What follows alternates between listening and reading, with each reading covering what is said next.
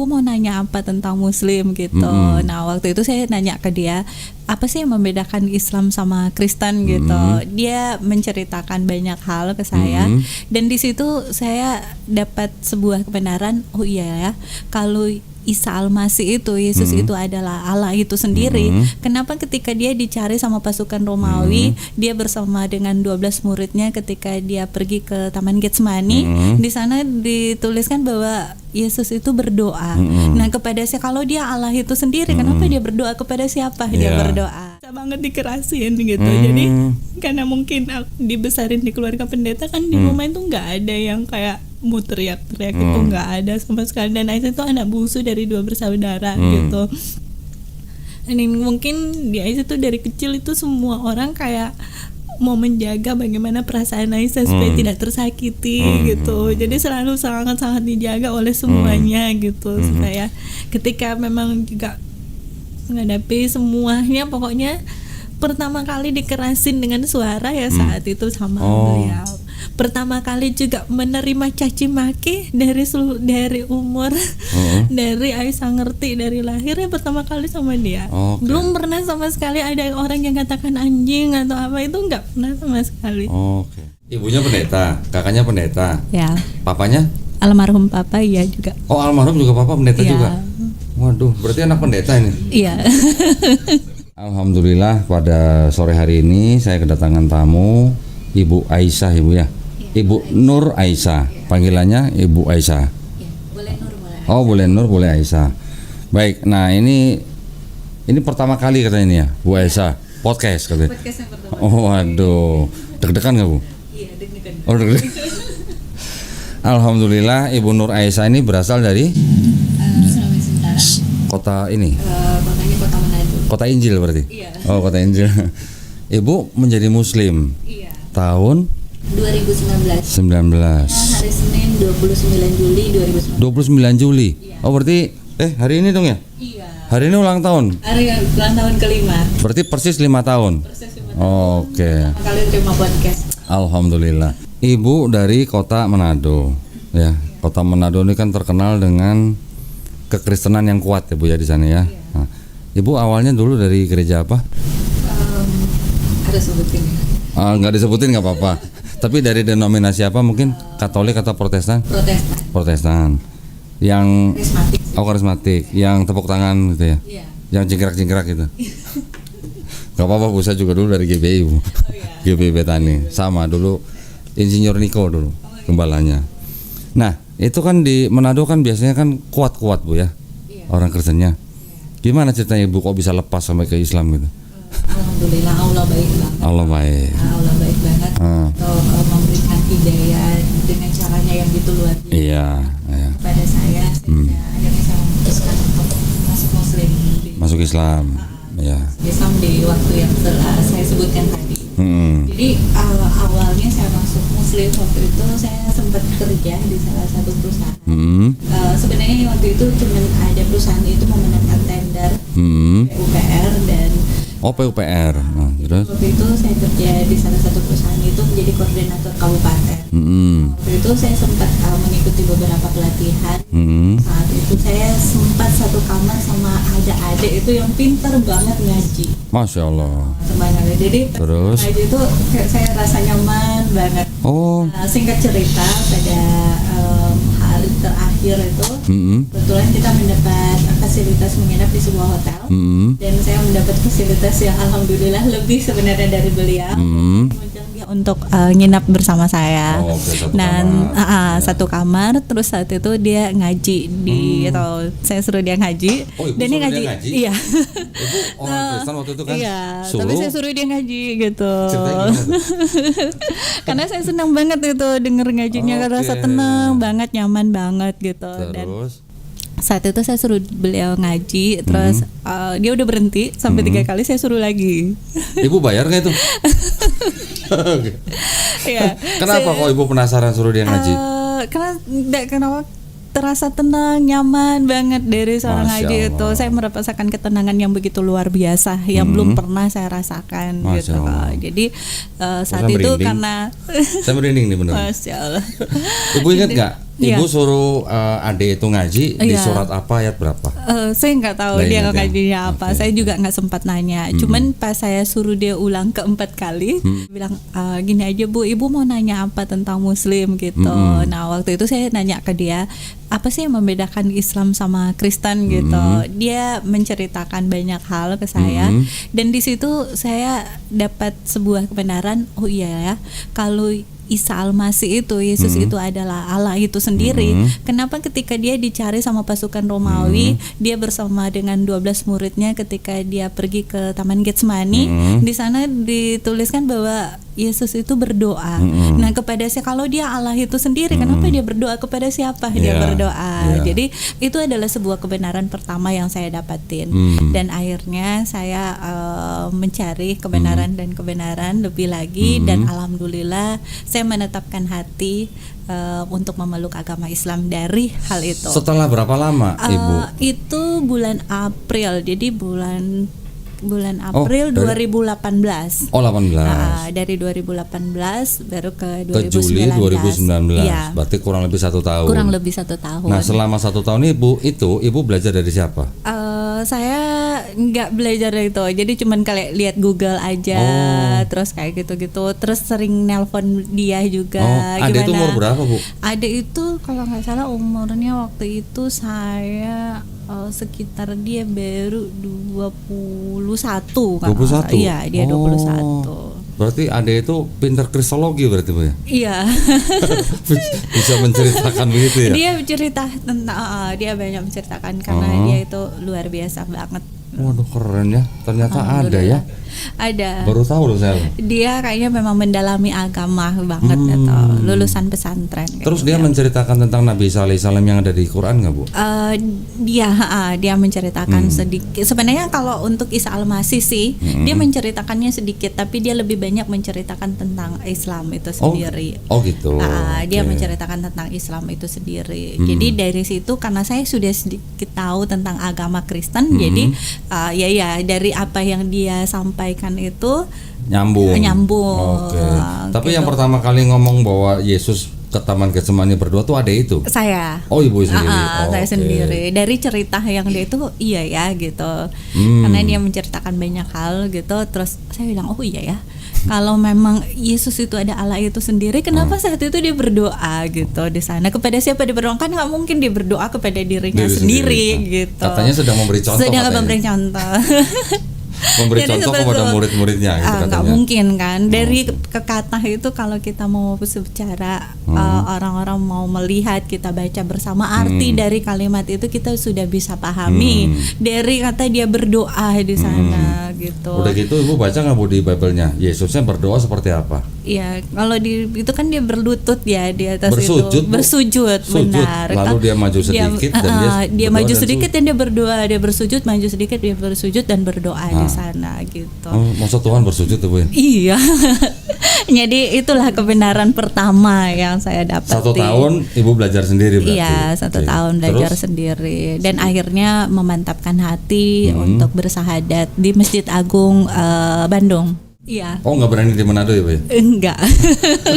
Kalau di Manado ketahuan ntar ya? Karena kebetulan waktu itu juga memang lebih banyak waktu di Jakarta Oh, gitu, gitu. sama Surabaya gitu.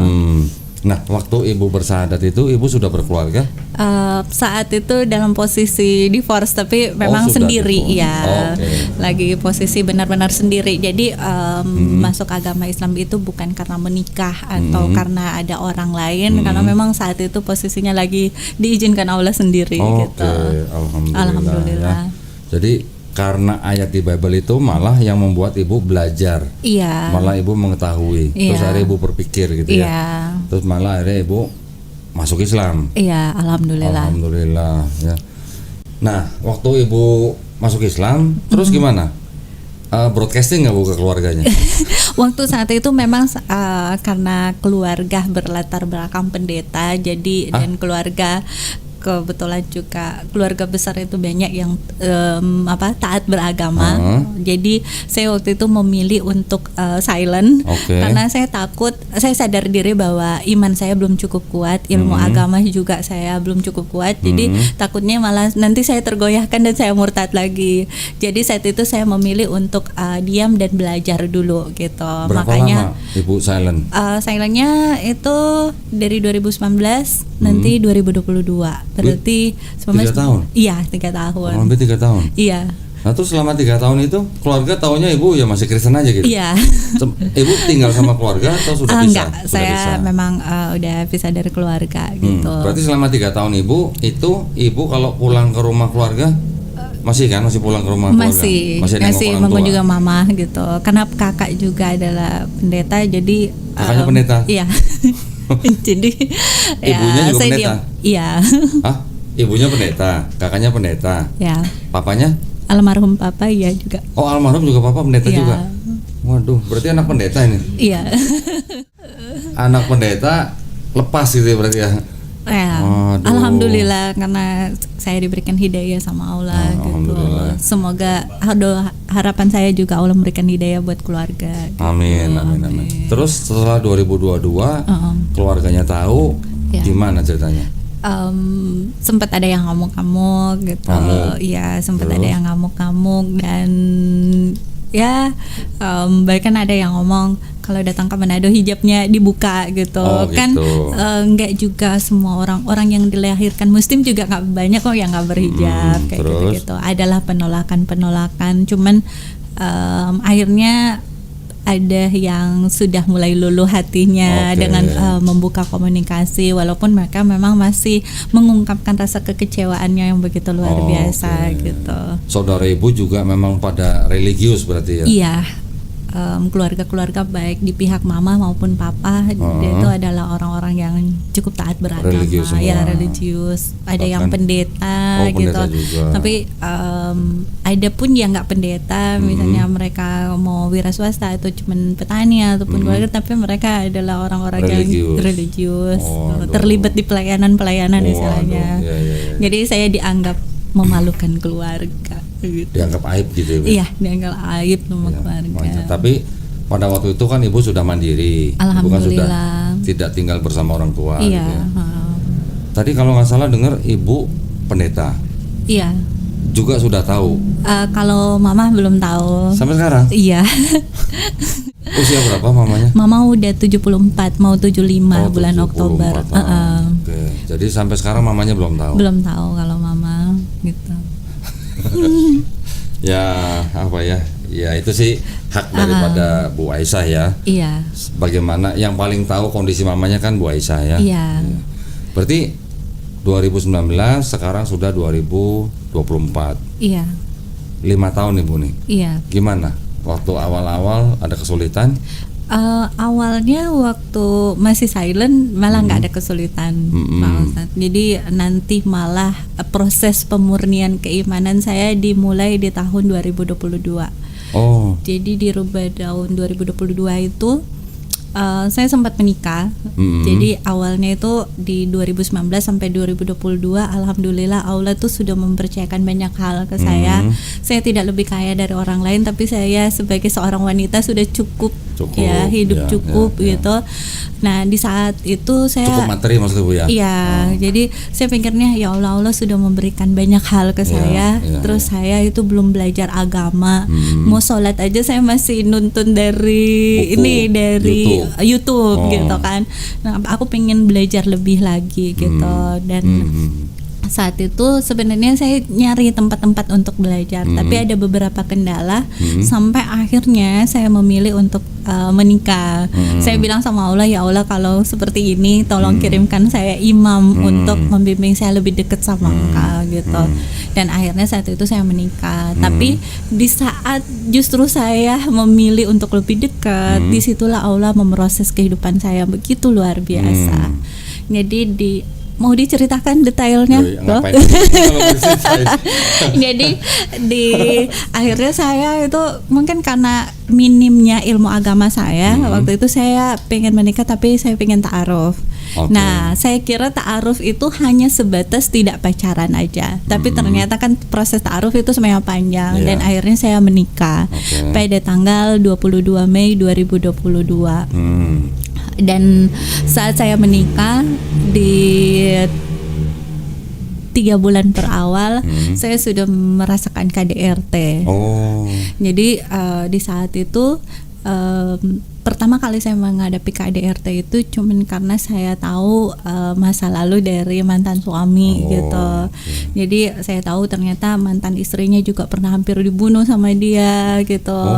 Terus dia pernah istrinya masih berdarah-darah dipaksa untuk melakukan sesuatu yang selayaknya suami istri di samping anak gadisnya, dan itu dijadikan alasan untuk menjadi perpisahan antara dia bersama dengan mantan istrinya. Di situ saya merasa dibohongi banget gitu. Jadi akhirnya saya itu taunya di sekitar jam 2 siang, di antara jam 2 siang, sekitar jam 2 siang itu pada tanggal 3 September 2022. Nah, saat itu saya belum langsung tanya sama beliau. Jadi nanti pas malam sudah mau tidur baru saya tanyain. Saya bilang, "Ayah boleh ngomong nggak?" gitu. Nah, pas dia bilang boleh, akhirnya saya nanya, "Coba tolong jujur ke saya soal perpisahan dengan mantan istrinya gitu." Nah, karena saya bilang saya ada di dunia usaha.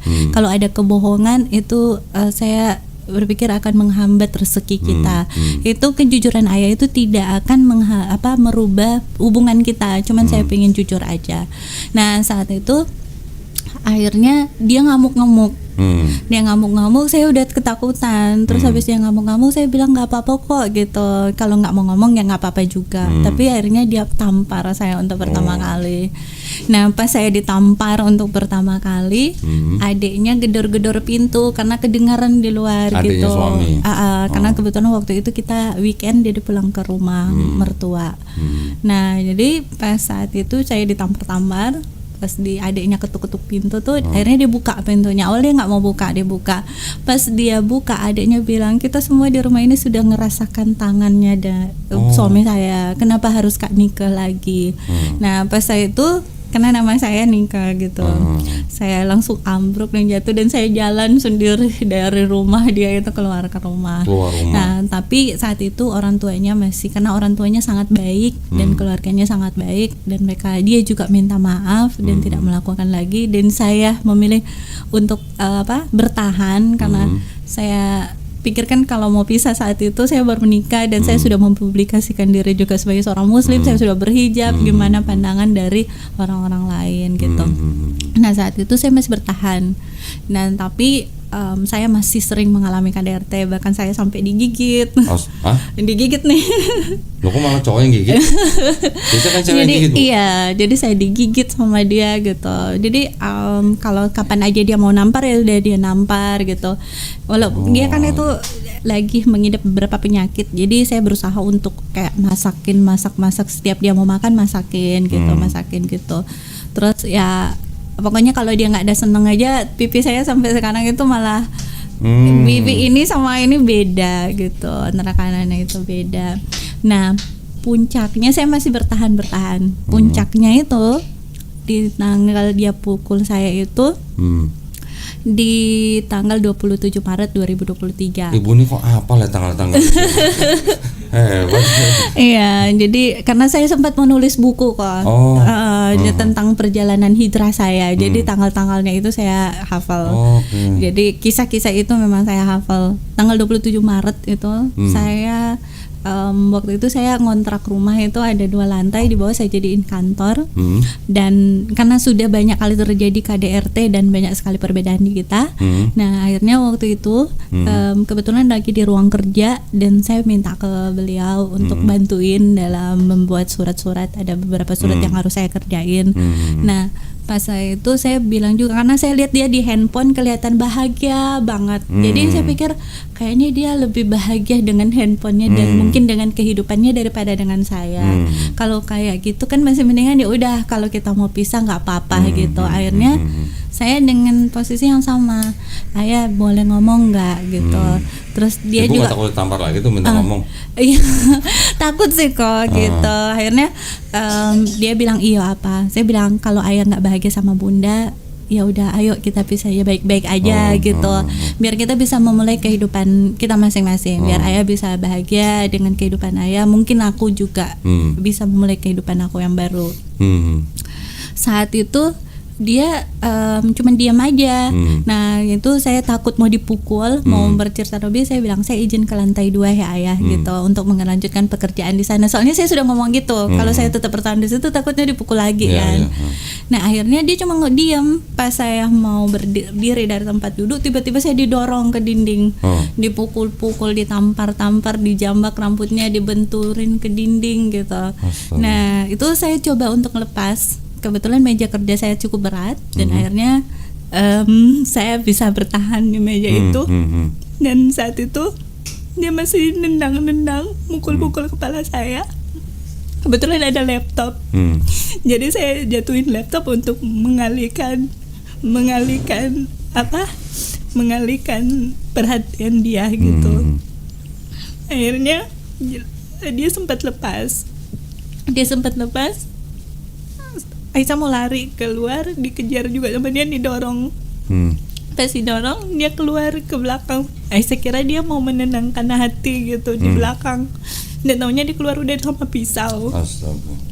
Dia keluar sama pisau, terus Aisyah ditarik. Udah pisaunya tuh udah di sini, udah di leher. Sementara kepala Aisyah tuh sudah berdarah. Aduh. Jadi waktu itu tuh Aisyah sempat mau teriak, tapi sudah tangannya udah ini di leher juga kan gitu. Tapi alhamdulillah Aisyah tetap berusaha untuk teriak. Alhamdulillah mungkin tetangga dengar dan dia keluar pura-pura jemur baju, jemur pakaian. Lihat itu kan ada tirai di tempat tinggal kita, jadi pas dia lihat itu, dia akhirnya lepas. Dia lepas, Aisyah tuh udah gemetaran, dia duduk di tangga. Pas duduk di tangga itu, Aisyah nunggu dia tenang. Pas dia lempar pisaunya, baru Aisyah lari ke atas. Aisyah lari ke atas itu, untung Aisyah sempat ngambil handphone. Jadi Aisyah sempat ngambil video pas dia lempar pisaunya. Dan dengan Aisyah pikir kan Aisyah udah harus punya bukti. Jadi akhirnya lari ke atas, dikejar lagi sama dia. Jadi dorong-dorongan di pintu dan di leher ini sampai biru semua. Karena ditahan sama dia gitu, ditahan hampir 1 jam lebih, mungkin kok sampai lemes. Alhamdulillah saat itu anak Aisyah yang paling tua, si Cici, nelpon terus, nelpon terus dia sampai bilang ayo kita mati bareng gitu. Aku bilang ya udah, kalau kamu mau bunuh saya, izinkan saya turut kirim uang buat anak saya. Soalnya dia nelpon terus. Setelah sekian jam nego sama dia, bujuk-bujuk, akhirnya dia lepas. Dia lepas, Aisyah langsung ke polisi. Nah, tapi ya pas sudah di polisi, sudah dilaporin, Aisyah sudah nggak mau ketemu kan gitu. Tapi Aisyah tuh dikirimin video, adiknya itu ngirimin video papa sama mamanya udah nangis-nangis karena papanya nggak mau menanggung malu lagi. Kakaknya itu lagi baru keluar penjara karena kasus asusila anak di bawah umur. Terus adiknya masih itu kena kasus narkoba. Adiknya laki-laki. Aisyah tuh nggak tahu semuanya, nanti tahu setelah sudah menikah. Dia bohong semua tentang kakak beradiknya itu. Nah jadi papanya nggak mau menanggung malu gitu. Jadi papanya udah nangis, udah pokoknya udah jedurkan pintu kepalanya di beton gitu, di dinding. Akhirnya Aisyah cabut laporannya saat itu. Terus dia janji untuk berubah lagi. Aisyah tuh masih terima lagi waktu itu. Sampai pada puncaknya itu pas Idul Fitri, Aisyah masih basuh kakinya, masih nyium kakinya di tahun yang sama, 2023, 22 Juni ya. 22 Juni, Mei. Idul Fitri di 2023. 23. Jadi Aisyah tuh masih basuh kakinya, masih nyium kakinya, pengennya mulai lagi dari baru. Ya udah, ini adalah pengabdian aku sebagai seorang istri. Nah waktu itu dia juga cuman emang katanya orang seperti dia itu malahan akan menganggap Aisyah itu sebagai malaikat dan dia iblisnya. Jadi sebenarnya pas kejadian itu kan pas dia hampir bunuh Aisyah, Aisyah sempat konsultasi tentang keberadaan dia yang seperti itu. Soalnya Aisyah bilang waktu Aisyah hampir dibunuh sama dia kan, kalau kita ada terjadi perdebatan, Aisyah masih lebih terima. Mungkin masih wajar untuk lakukan seperti itu. Tapi kan orang yang bisa bertindak seperti itu di saat kita tidak terjadi perdebatan kan mungkin ada sesuatu yang salah gitu. Jadi Aisyah hanya berkonsultasi dengan beberapa pihak dan Aisyah tuh cari tahu masa lalunya dia, dari dia masih kecil ke orang tuanya, ke adik kakaknya, ke sepupu-sepupunya, ke orang-orang di lingkungannya. Akhirnya Aisyah tuh jadi tahu dia dengan masa lalunya gitu. Dan teman Aisyah tuh sebenarnya sudah bilang orang seperti itu kalau sudah sama orang yang pernah dia sakiti secara fisik, dia udah susah untuk berubah. Dia masih bisa berubah kalau sama orang yang belum dia sakiti gitu. Jadi sudah tidak anjurkan untuk Aisyah bersama-sama dia. Tapi Aisyah tuh masih kayak, aku masih belum, satu lagi yang belum aku lakukan, belum basuh kakinya. Jadi Aisyah masih basuh kakinya saat itu. Cuman seminggu kemudian dia masih lempar gelas dan belingnya tertanam di kakinya Aisyah. Nah saat itu Aisyah bilang, itu pun Aisyah dari buat makanan buat dia kok. Terus nanti kan kita makan di lantai 2, Aisyah masaknya di lantai 1. Itu Aisyah bawa makanannya itu masih panas-panas. Terus dia lagi main handphone. Terus dia bilang, kenapa mengendap-endap gitu? Dia mau dapetin dia lagi bikin ini bikin itu katanya. Saya bilang, ini lantai kita ke lantai 2 ini kan tangganya beton, terus udah dilapisin karpet pula, jadi pasti kan nggak kedengaran. Terus yang dibawa juga panas. Terus ngana ya udah makan aja lah, aku mau istirahat, maaf ya gitu. Terus pas Aisyah itu langsung dipanggil, hei anjing gitu. Terus pas natap gitu Aisyah bilang, kenapa sih ya kalau memang marah, kenapa harus ngata-ngatai kayak gitu gitu. Terus pas Aisyah ngomong kayak gitu langsung diambil gelas yang segini, dilempar kena ke kaki Aisyah, pecah di situ. Terus nanam di lutut, masih ada bekasnya. Nah saat itu Aisyah bilang sama Allah, ya Allah aku udah nggak sanggup lagi. Udah nggak sanggup, benar-benar nggak sanggup. Akhirnya Aisyah berkonsultasi dengan beberapa ustadz. Pada tanggal 26 Juni itu Aisyah pergi ke Masjid Raya Bukit Tinggi dari jam 8 pagi. Sumatera Utara? Jadi itu hidup sama suaminya di Sumatera Utara? Di Sumatera Barat, sorry. Iya, di Sumatera di Padang. Barat. Terus waktu itu Aisyah ngambil waktu jam 8 pagi ke Masjid Raya Bukit Tinggi. Terus Aisyah ambil waktu puasa di sana karena kebetulan Aisyah tuh puasa Senin Kamis itu, jadi ya udah puasa gitu. Terus Aisyah tuh berdoa di situ. Aisyah bilang, ya Allah aku udah nggak sanggup lagi, kuatkan aku untuk menghadapi semuanya ini. Saya udah benar-benar nggak sanggup kalau mau hidup sama dia gitu. Dan akhirnya alhamdulillah saat itu Aisyah sudah mengambil keputusan. Tanggal 28 dia masih kembali ke rumah karena awalnya dia udah pergi dari rumah. Tanggal 28 dia kembali ke tempat tinggal Aisyah dan meminta Aisyah untuk kembali hidup bareng-bareng, mulai dari nol lagi. Tapi Aisyah bilang, kita mau mulai dari nol kayak gimana? Aisyah bilang, kalau mau kembali dari nol, saat ini saya sudah memposisikan diri sebagai bayi yang baru lahir. Aku butuh asupan gizi, butuh dijaga, butuh dipelihara, butuh dibimbing. Terlebih lagi saya bilang, rekening saya sudah kosong, saya tidak punya uang sama sekali. Saya bilang gitu. Kalau kamu mau hidup sama saya hanya punya penghasilan segini sebulan dari kerja sama media aku yang ada di sana. Terus dia bilang, kalau mau jadi orang muslim juga seperti bayi yang baru lahir, bukan juga rekeningnya harus dikosongkan. Nah, saya bilang pokoknya saat ini posisi saya seperti itu. Jadi Aisyah tuh mau lihat kalau memang dia mau benar-benar dia bisa menerima keadaan itu. Katanya dia tidak seperti itu jadi muslim. Jadi dia pengen banget beli rumah sama beli mobil. Tapi gimana Aisyah mau berusaha juga untuk membeli atau mengeluarkan uang, sedangkan Aisyah sudah sering di KDRT. Jadi kan udah nggak mau sama sekali. Tapi dia terus memaksa seperti itu. Aisyah berkeras hati juga saat itu, kalau memang mau bareng dia harus menerima posisi yang ada sekarang. Aisyah bilang, kalau memang kamu mau pengen macam-macam ya kita kalau mau lanjutkan rumah tangga, izinkan saya untuk pulang pergi dari Bukit Tinggi ke Jakarta sama ke Kalimantan. Berarti saya harus berusaha lagi. Tapi kalau posisinya sekarang emang saya rekeningnya nol, saya bilang gitu. Terus akhirnya dia pergi dari rumah. Ya udah kalau memang kayak gitu kita pisah aja. Ya udah, Aisyah pun udah, dia saat itu Aisyah udah benar-benar pisah. Dia masih kembali beberapa kali, masih ngancam beberapa kali, tapi Aisyah sudah mengambil keputusan untuk tidak. Tapi disitulah Allah menunjukkan kemahakuasaannya yang luar biasa di hidup Aisyah. Aisyah tidak bersungut-sungut sampai Aisyah memaksakan diri untuk bilang terima kasih ya Allah. Jadi di tengah-tengah cobaan itu yang begitu berat, Aisyah tetap bersyukur. Aisyah terus malah lebih banyak belajar baca Al-Quran dan yang lain-lain. Terus Aisyah tahajud juga. Dan sana sendiri kok. Jadi di sana itu di Bukit Tinggi sendiri. Karena waktu tinggal di sana dia juga nakut-nakutin. Kalau tinggal di kota itu katanya orang di sana itu kalau kita itu punya masalah sama mereka akan membuat hidup aku tuh tidak berdaya sama sekali.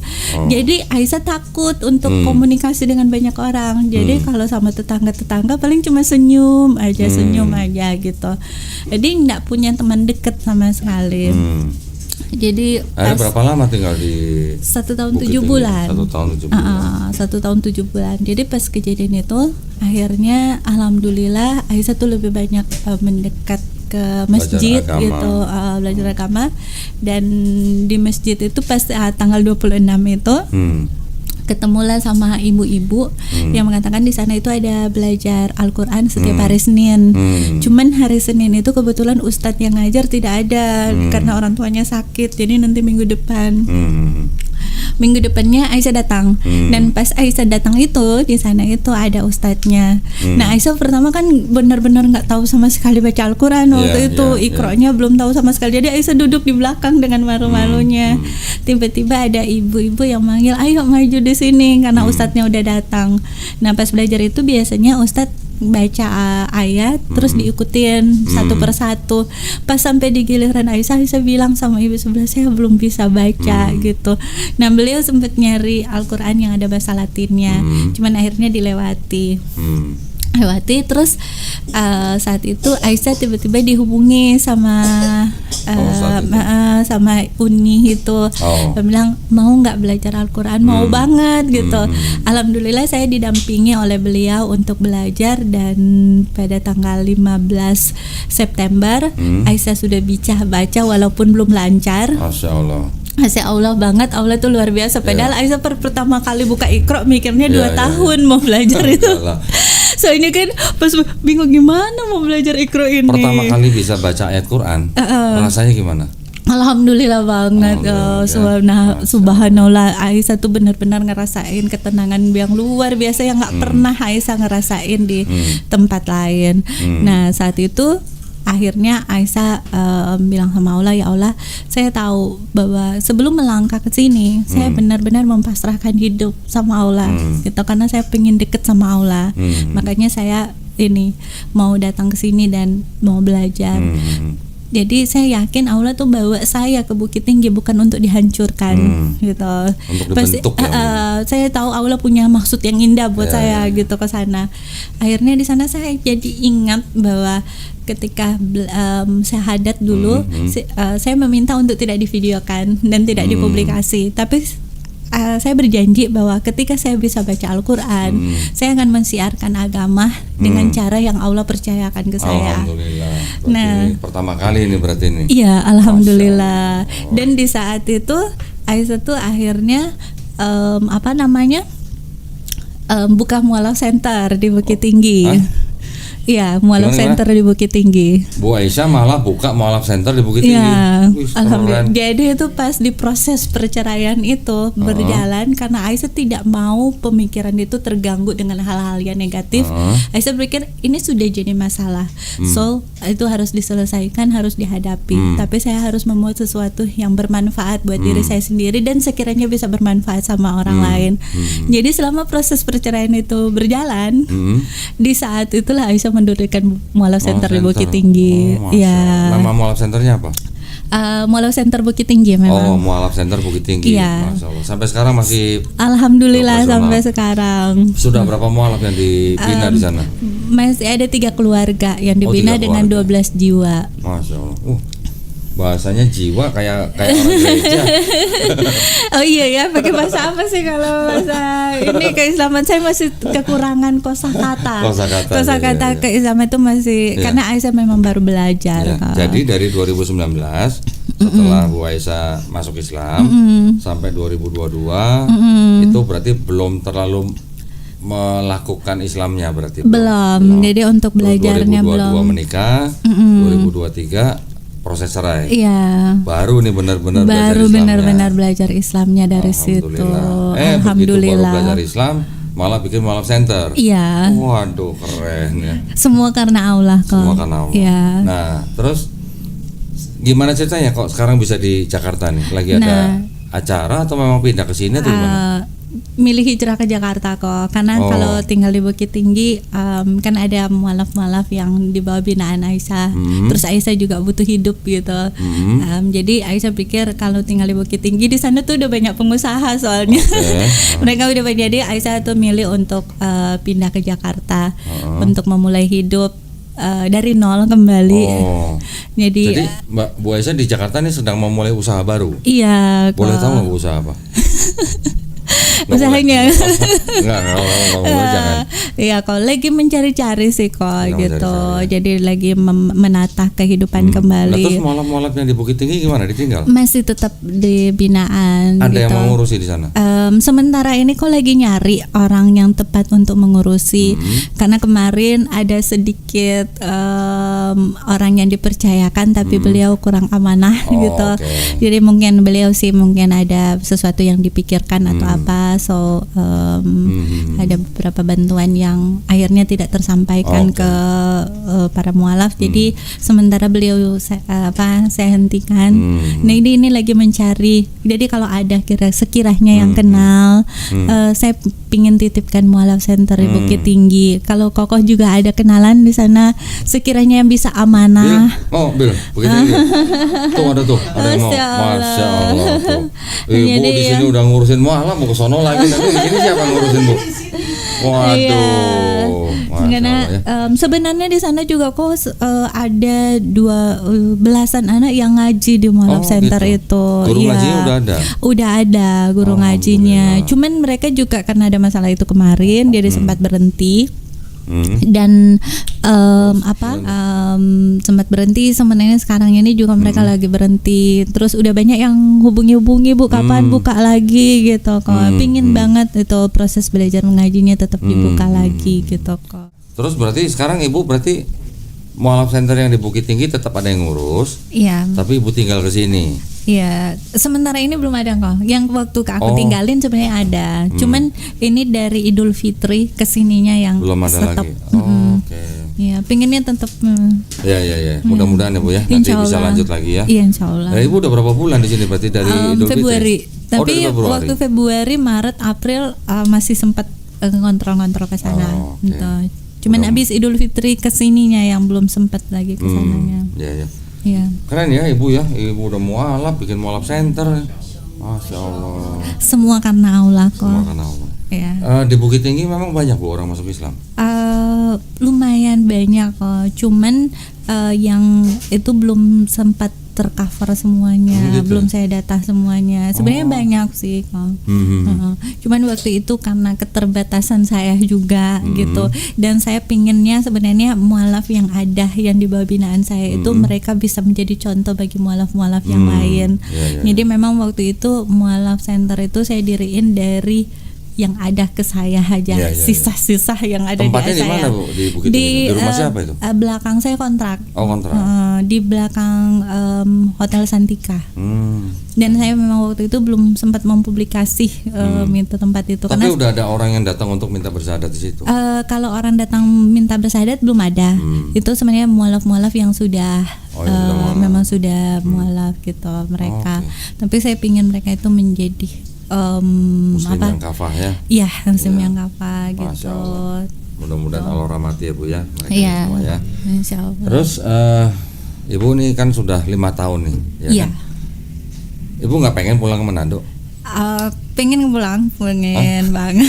Tapi untuk domisili enggak kok. Oh, domisili enggak. Saudara-saudara Iya. berarti masih di sana semua ya? Iya, masih di sana Oke. semua. Masih ada komunikasi dengan saudara-saudara di sana? Masih ada kok. Cuman kalau kakak sementara ini Oh, tutup dulu gitu. Iya. Tutup dulu.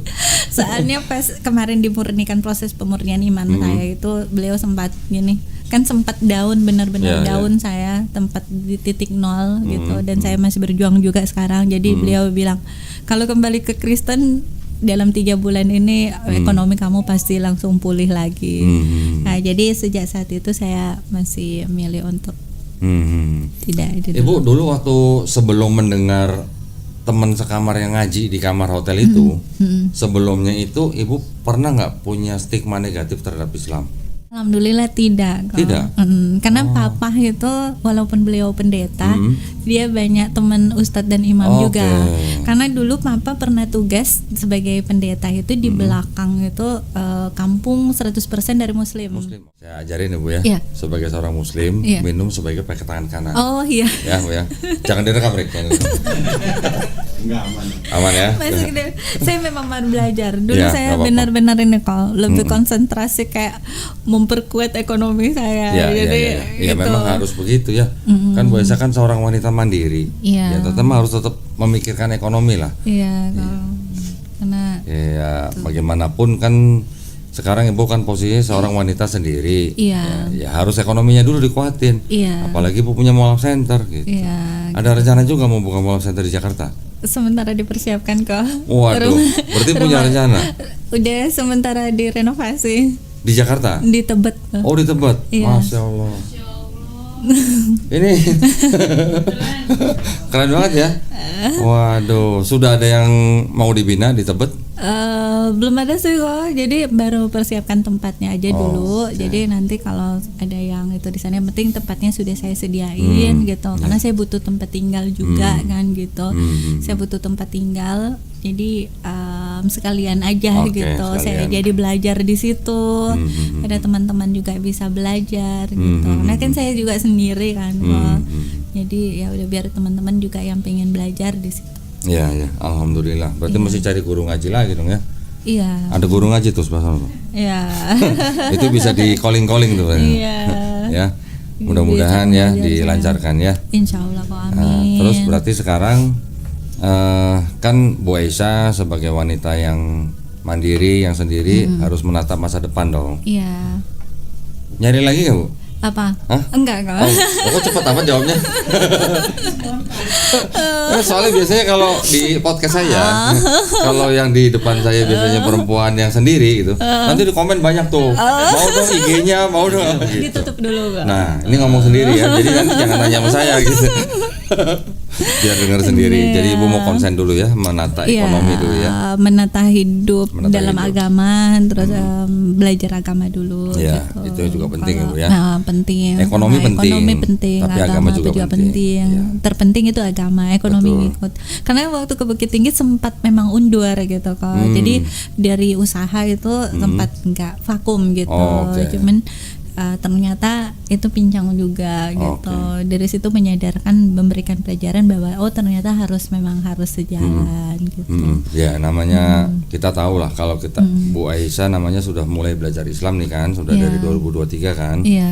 Belajar bagaimana usaha yang target kita tuh bukan kekayaan, Iya. ya, bukan materi yang harus Iya. jadi target Bu, tapi apa? Barokahnya. Iya, betul kok. Barokah itu jauh lebih penting daripada materinya. Iya, gitu. Kita dapat misalnya penghasilan bermiliar-miliar, tapi kalau nggak barokah, Iya, Percuma. percuma.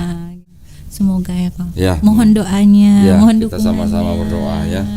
Karena memang saya lagi baru bangkit semuanya. Memang Iya, sempet tapi lagi mau dari bangkit titik tapi nggak mau nol. imam, gimana caranya? biar Allah sendiri. Iya dong, harus ada imam ya. Ini kalau buka lowongan nih, nanti ramai nih masih di bawah nih, yang komen ini. Lebih baik sih tetap harus ada imamnya, Gitu lah. tapi Kak. pelan-pelan, Iya. jangan terburu-buru gitu lah. Iya. Ya, dari komunitas itu Ya. nanti bisa. Sudah. Insya Allah. Sebenarnya udah ada sih kok yang ngelamar, cuman masih Katanya bingung tadi. tapi belum mengambil keputusan untuk oke mau mengakhiri semuanya masa itu Oh, kok. pantesan ditutup udah ada Masih- calon. Karena memang kalau sebagai seorang perempuan itu kalau enggak itu kan bahaya juga Iya, kok gitu. apalagi sudah pernah mengalami KDRT. Iya, Ya, harus jadi hati-hati lah. harus hati-hati gitu. Trauma juga memang iya gitu. Mungkin yang dulu, yang kedua itu ada yang tidak dilakukan, Iya. sekarang dilakukan dulu. Iya, kok, Ya. betul. Yang Betul, dulu kan betul. ngecek masa kecilnya setelah KDRT. Iya. Nah, sekarang sebelum nikah harusnya dicek dulu. Iya. Karena juga memang harusnya memang karena ilmu agama Aisyah mungkin yang masih kurang. Karena mungkin kalau sebenarnya ilmu agama Aisyah itu udah juga mantep, kalau memang dia juga ada jodoh, caranya Aisyah untuk berkomunikasi atau menanggapi masalah itu mungkin berbeda ya kok. Cuman karena yang kembali lagi sebenarnya karena ilmu agama Aisyah yang kurang gitu. Jadi tidak juga mempersalahkan dia Iya, sih gitu, karena ilmu agama Aisyah Udah yang ditampar kurang. kanan kiri masih juga nggak nyalain ya, masya Allah ya, keren loh guys ini. Kayaknya harus melihat ke diri kita aja supaya tidak Ibu ada dulu waktu dendam ma- dan benci gitu. Oke, ibu dulu waktu masih Kristen pernah ditampar? Nggak pernah sama sekali kok. Setelah jadi muslim malah ditampar? Mau dikerasin suaranya aja tuh nggak pernah, karena semua orang di rumah itu pada tahu bahwa aku nggak bisa banget dikerasin gitu. Jadi karena mungkin aku dibesarin di keluarga pendeta kan di rumah itu nggak ada yang kayak mau teriak-teriak itu nggak ada sama sekali. Dan Aisyah itu anak bungsu dari 2 bersaudara gitu. Ini mungkin di Aisyah tuh dari kecil itu semua orang kayak mau menjaga bagaimana perasaan Aisyah supaya tidak tersakiti gitu. Jadi selalu sangat-sangat dijaga oleh semuanya gitu, supaya ketika memang juga menghadapi semuanya, pokoknya pertama kali dikerasin dengan suara ya saat itu sama beliau. Pertama kali juga menerima caci maki dari umur dari Aisyah ngerti dari lahir ya pertama kali sama dia. Oke. Belum pernah sama sekali ada orang yang katakan anjing atau apa, itu nggak pernah sama sekali. Oke. Itu nggak pernah sama Tapi gini Bu, sekali. mohon maaf ya Bu ya, kalau ini agak sensitif ya.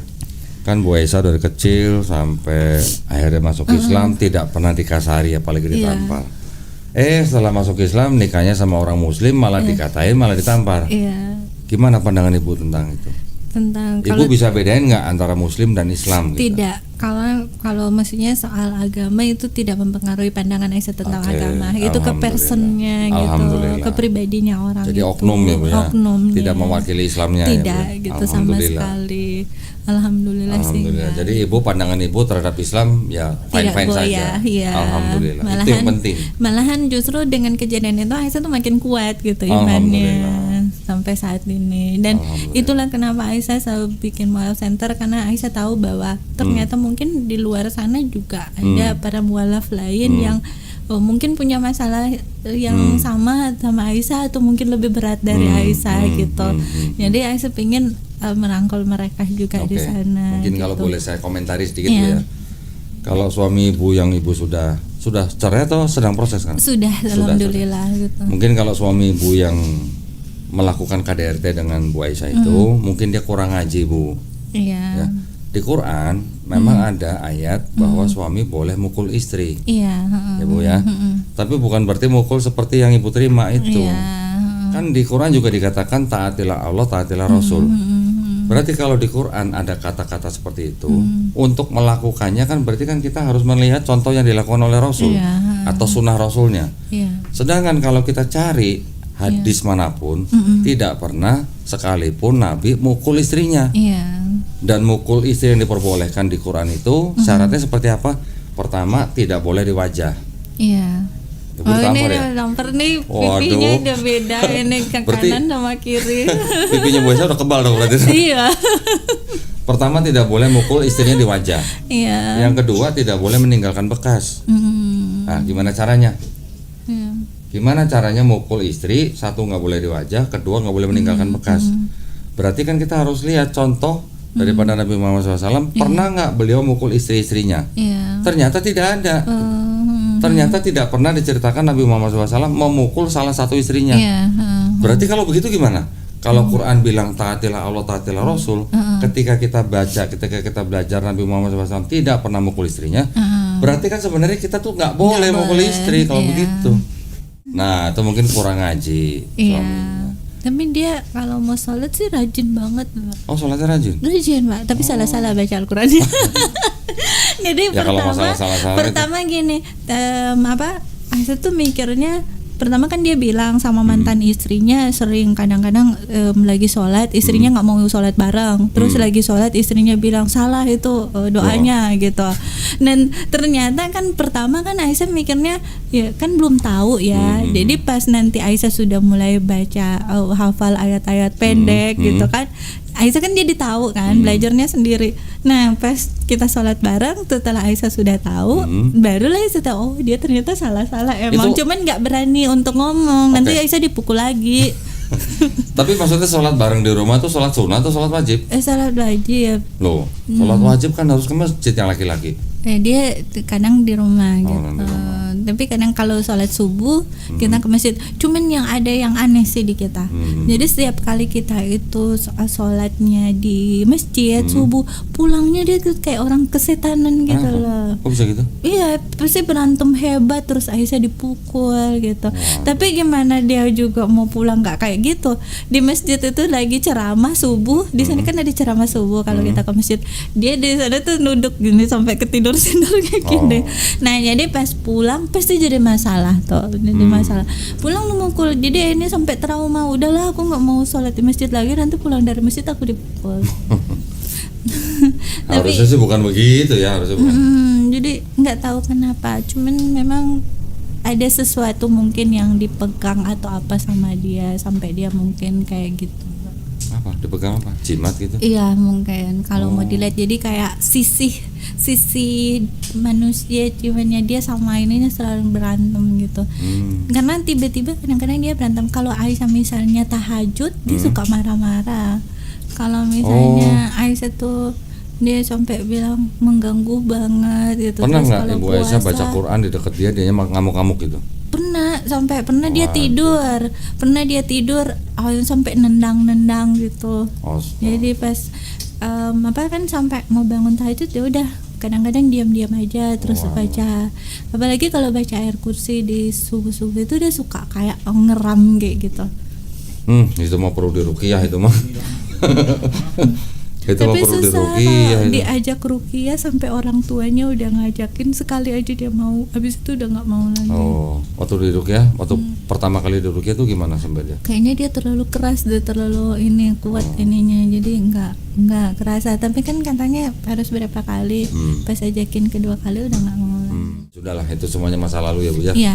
Pokoknya yang penting Ibu Aisyah sudah mengambil pelajaran. Iya. Tetapi dari pengalaman Ibu, dari mulai masuk Islam sampai menikah lagi, mengalami hal-hal yang tidak mengenakan, tadi Bu Aisyah bilang juga tidak mengubah pandangan Ibu terhadap Islam. Itu sudah alhamdulillah.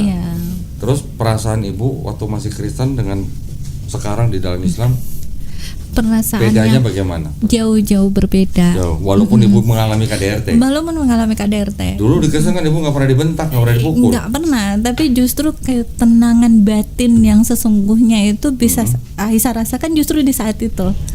Ketika menjadi seorang. Iya, justru apalagi di dalam semua proses ya pemurnian iman. Jadi Aisyah menamakan itu proses Allah memurnikan iman Aisyah. Di saat itu masalah memang berat banget. Tapi di saat itu juga malah Aisyah mendapatkan ketenangan batin yang luar biasa. Jadi Aisyah tuh sempat 5 tahun sendiri. Nah ketika itu Aisyah nggak lebih banyak uang dari orang lain, tapi alhamdulillah Allah mencukupkan waktu itu. Jadi kalau dia capek kerja atau apa, kadang-kadang nonton, bahkan pernah sekali Aisyah sewa studio untuk nonton sendiri. Bahkan apa? Untuk nonton di bioskop. Studio bioskop disewa. Jadi bayar gitu. Terus pernah bisa gitu Bu ya? Bisa, jadi kan kalau hari biasa kan nggak banyak nonton, jadi tanya ke manajernya biasanya hari segini berapa seat yang terisi gitu. Mereka bilang yaudah Aisyah bayar aja semuanya. Di mana Bu tuh? Di bioskop mana tuh Bu? Boleh juga sekali-sekali gitu ya. Terus sih kayak gitu. Jadi karena Aisyah tuh tidak kalau mau ketemu sama orang takutnya malah kan Aisyah tuh butuh ketenangan gitu. Nah, tapi itu tidak membuat Aisyah juga setenang seperti yang Aisyah rasakan yang waktu ada masalah itu. Nah, cerita apa lagi dong? Masih ada ceritain lagi?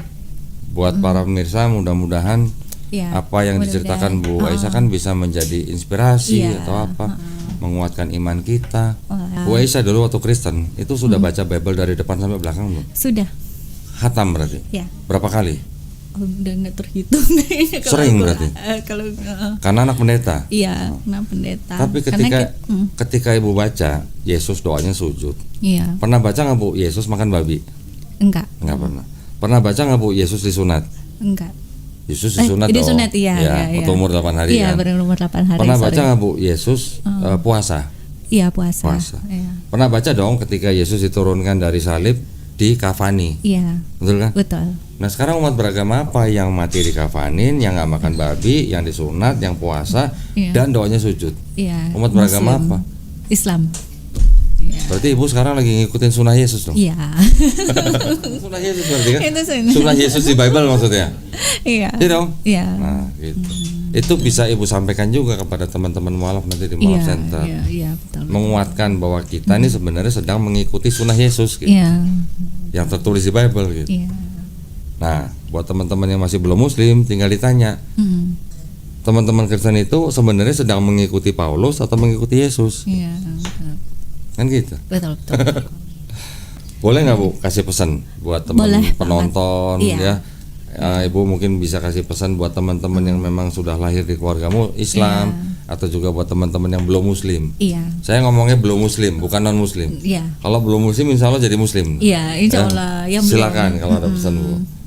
Jadi sebagai pesan atau hikmah dari perjalanan hidup saya buat teman-teman yang sudah Muslim maupun yang belum menjadi Muslim, ya, insya Allah bisa mendapat hidayah bersama-sama dengan kita semua yang ada Amin. di sini, Iya. bahwa ketika dihadapi dengan suatu masalah seberat apapun itu, jangan pernah goyah. Jadi jangan pernah menjauhkan diri dari Allah. Justru di saat itu kita harus lebih mendekatkan diri sama Allah. Kita harus Masya Allah. berpasrah diri sepenuhnya sama Allah. Masya Allah. Karena Allah tuh tidak pernah mengizinkan suatu masalah kita hadapi karena kalau Allah tahu itu kita tidak mampu Ya, gitu ya, sebagai ya, ya. seorang manusia. Jadi jangan pernah menyalahkan Allah. Dan jangan pernah seuzon dengan Ya, apa yang kita nggak boleh hadapi seuzon. gitu, nggak boleh seuzon. Jadi kita belajar ketika diperhadapkan dengan sebuah masalah, kita belajar untuk mengambil hikmah dari masalah itu, Ya. dan jangan buru-buru untuk mempersalahkan orang lain. Jadi kita lebih melihat ke diri kita sendiri, Ya, sekiranya introspeksi. introspeksi diri kita sendiri, karena itu yang mampu menyembuhkan kita dari luka-luka batin Ya, ya. gitu. Jadi ketika saya menghadapi sebuah masalah itu tidak mudah. Secara manusia saya tidak mampu, sangat-sangat tidak mampu. Ya. Tapi saya memilih untuk bersyukur. Jadi di saat situasi lagi sangat-sangat sulit, saya memaksakan diri itu tetap bilang terima kasih ya Allah. Ya. Sampai suatu saat saya itu tidak bisa untuk berkata-kata apa-apa dalam doa saya, dalam sujud saya sudah tidak sanggup untuk berdoa. Ya. Tapi di situ tuh saya cuma bilang terima kasih ya Allah, terima kasih, kuatkan saya, sayangi saya, cintai saya, jangan tinggalkan saya. Itu aja doa yang selalu sampaikan di setiap sujud saya di sepanjang saya menghadapi proses hidup di Bukit Tinggi. Masya Allah. Jadi selama saya di sana itu saya nggak pernah mau, pokoknya ada hal-hal yang menyakitkan itu saya tetap bilang terima kasih ya Allah, Masya Allah. gitu. Jadi di dalam kunci kehidupan saya punya 6, yaitu tetap berpasrah sepenuhnya sama Allah. Kedua, banyak-banyak bersyukur. Ketiga itu tulus dan ikhlas, bangun hati yang tulus dan ikhlas. Ya. Keempat itu sabar. Ya. Kelima itu banyak-banyak bersedekah. Terus keenam itu tetap rendah hati. Iya, Gitu. Masya Allah. Jadi Keren. itulah pesan saya. Saya hanyalah manusia, saya tidak bisa menggurui yang lain, tapi itu hal yang saya praktekkan dalam kehidupan saya, dan saya berusaha untuk mengimplementasikan apa yang saya pelajari di dalam Al-Quran gitu di dalam kehidupan saya, dan alhamdulillah saya ada hingga saat ini. Saya sempat kehilangan semuanya. Jadi ketika saya pindah ke Jakarta itu, saya dalam posisi saya tidak punya apa-apa sama sekali.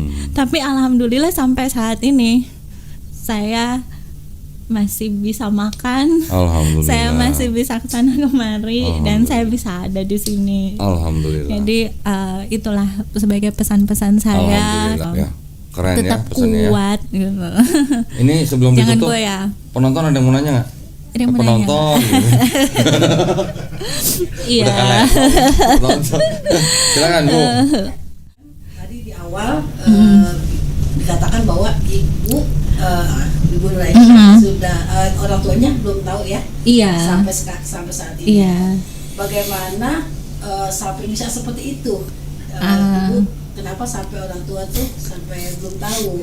Itu bagaimana hubungan selama ini? Nah, hubungannya sama mama itu baik-baik aja. Cuman Aisyah tuh lebih memilih tidak menyampaikan karena beliau sudah pernah stroke dan saat ini kembali stroke beliau di Desember kemarin. Dan sebenarnya kebahagiaan mama, kesehatan mama adalah yang utama gitu dalam kehidupan saya. Jadi saya nggak mau beliau itu kenapa-napa gitu. Saudara-saudara juga nggak ada yang berani kasih tahu mamanya. Nggak ada kayaknya. Cuman apa pernah mungkin sudah itu, cuma memang Aisyah yang melarang untuk menyampaikan karena Aisyah itu tidak pernah mau membebani mama dengan masalah apapun. Tapi harapan Aisyah ada buat mama ketika mama kemarin itu kembali stroke kok. Aisyah tuh berdoa, ya Allah jangan ambil mama sebelum mama syahadat. Ya, walaupun memang itu kelihatan mustahil karena mama kemarin tidak ada yang mustahil ya. Karena mama kemarin kena stroke lagi dan tidak bisa ngomong gitu. Mama udah kelima kali stroke dan kemarin saya sudah minta kakak untuk konsultasi dengan dokter. Kalau yang sebelum-sebelumnya masih bisa terapi dan mama masih bisa jalan, alhamdulillah. Tapi pas kena serangan yang terakhir di bulan Desember itu, kayaknya kata mama, kata kakak sama dokter juga emang udah susah untuk diterapi karena usia gitu. Tapi saya masih berharap mama masih bisa diberikan hidayah sama Allah. Amin, amin, amin. Mohon doanya Ya, semuanya. Mohon doanya juga buat Aisyah biar tetap istiqomah, tetap kuat. Amin, amin, amin. Mudah jodoh. Lah, kok nggak ngaminin? Amin ya rabbal alamin. Biar menjadi membawakan kebahagiaan dunia dan akhirat ya kok. Bisa jadi imam Ada yang dunia nanya lagi? akhirat. Cukup? Bapak silakan. Iya, Pak silakan. KDRT Ya. itu nikahnya di Bukit Tinggi, Iya. dapat orang sana juga. Iya. Bukan berarti orang Bukit Tinggi suka KDRT semua ya Pak ya? Bukan ya. Iya Pak di sana supaya. Tapi oknum di sana juga banyak orang-orang baik. Jadi di sana itu justru gini. Aisyah mendapat perlakuan yang tidak baik sama dia di sana, tapi Aisyah juga ketemu sama malaikat yang tak bersayap di dunia ini. Di sana. Di Bukit Tinggi. Di Bukit Tinggi, di kota yang sama. Jadi di sana itu Allah menunjukkan sesuatu yang luar biasa di sana. Jadi ketika Aisyah di sana itu yang pertama kali Aisyah bilang bahwa ada yang manggil Aisyah ke depan waktu mau belajar Al-Quran di hari Senin. Aisyah tuh nggak tahu bahwa beliau itu ternyata adalah salah satu anak orang terkaya di Bukit Tinggi. Dan beliau yang menjadi malaikat tak bersayap buat Aisyah sampai saat ini. Dan Aisyah merasa makanya sampai sekarang bisa seperti kuat karena Aisyah bilang, ya Allah izinkan saya untuk membalas kebaikan beliau. Jadi beliau itu yang menguatkan Aisyah di sana.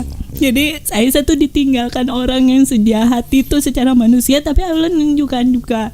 Jadi Aisyah tuh diajarin belajar Al-Quran. Walaupun kalau mau dipikir mungkin beliau tuh udah punya keluarga yang baik-baik aja dan dia udah punya segalanya. Dia nggak perlu mau care sama orang lain, juga hidupnya udah baik-baik aja kok gitu.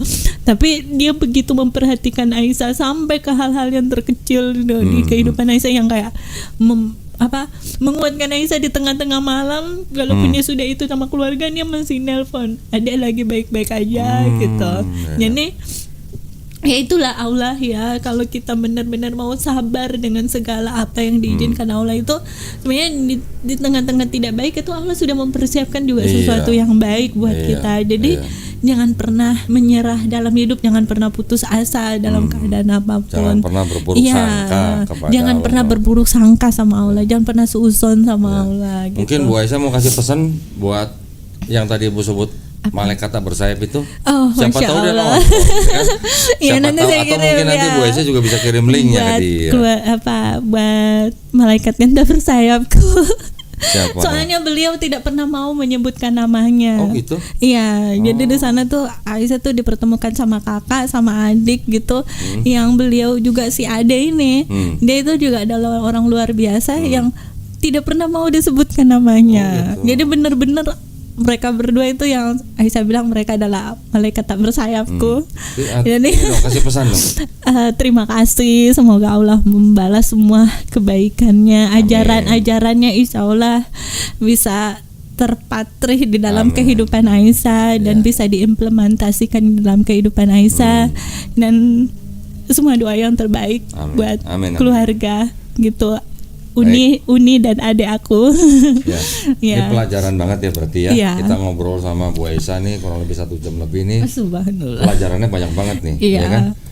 Allah Subhanahu wa taala sudah menciptakan tertawa dan menangis. Allah Subhanahu wa taala menciptakan malam dan siang. Allah Subhanahu wa taala menciptakan laki-laki dan perempuan. Allah Subhanahu wa taala menciptakan kekayaan dan suzon, Pak. Bukan kemiskinan, Pak, kecukupan, Pak. Kecukupan. Jangan suzon, Pak. Baca Quran lagi, Pak, ya. Di Quran nggak ada bilang menciptakan kekayaan dan kemiskinan, nggak ada. Ya, kecukupan. Mohon maaf, Pak, ya. Mohon maaf, Pak. Ya, jadi semuanya mudah-mudahan kita bisa mengambil hikmah ya dari ceritanya Bu Aisyah. Mudah-mudahan menjadi inspirasi buat kita, mudah-mudahan juga menguatkan iman kita, mudah-mudahan juga bisa membentengi akidah kita. Ya, alhamdulillah. Terima kasih banyak waktunya, Sama-sama, Bu Aisyah ya. mohon doanya, Sama-sama. mohon bimbingannya, mohon dukungannya Sama-sama mohon. buat saya. Sama-sama mendoakan. Ya, Kita sama-sama. sama-sama mendoakan ya. Baik, Sama-sama. mudah-mudahan kita semuanya istiqomah dan husnul khotimah. Itu yang Amin, paling penting. amin, Ya. amin ya rabbal alamin. Baik, terima kasih banyak para pemirsa perhatiannya. Ya, Mudah-mudahan kisah Bu Aisyah ini bisa membawa berkah buat kita semua. amin. Buat para pemirsa yang ingin membantu perjuangan dakwah kami, dipersilakan untuk mengirimkan ke BSI dengan nomor 111 8899 atas nama YPM At-Tauhid Jakarta.